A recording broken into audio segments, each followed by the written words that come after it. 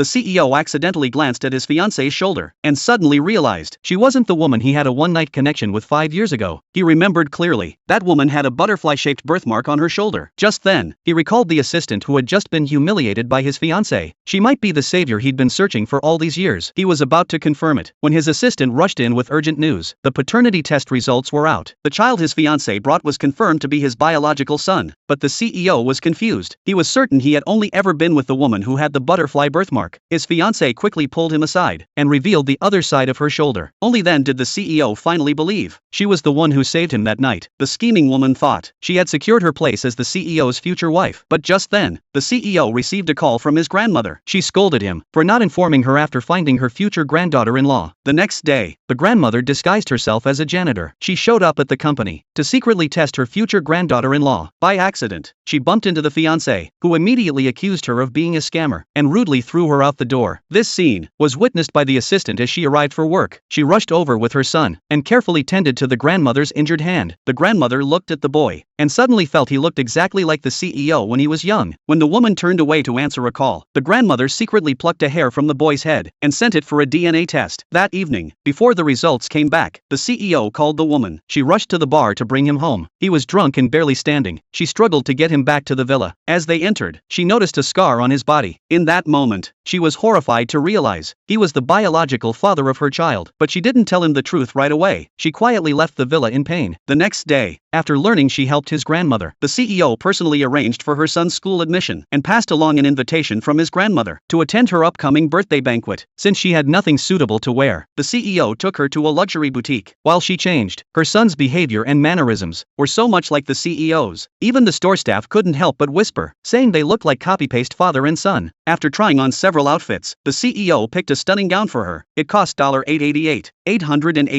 The woman was stunned. To her, that dress felt like a long overdue compensation for all the hardships she and her son had endured. That night at the banquet, she made a breathtaking entrance, turning every head in the room. Even the fiancé was overwhelmed by her presence and couldn't lift her head. She lashed out, calling the woman shameless, claiming she had rented an expensive gown just to sneak into the event for free food and drinks. But the boy stood up for his mom, saying the gown was a gift from the CEO. The fiancé lost it. Convinced the woman was trying to ruin her relationship, she ordered the security guards to throw them out. The woman tried to explain that she was personally invited by the CEO's grandmother, but the fiancé didn't believe her, since she had never even met the grandmother herself. At that moment, the grandmother appeared. She furiously scolded them for daring to bully her granddaughter-in-law. The fiancé was shocked. She recognized her as the janitor from the office and accused the woman of bringing a fake grandma to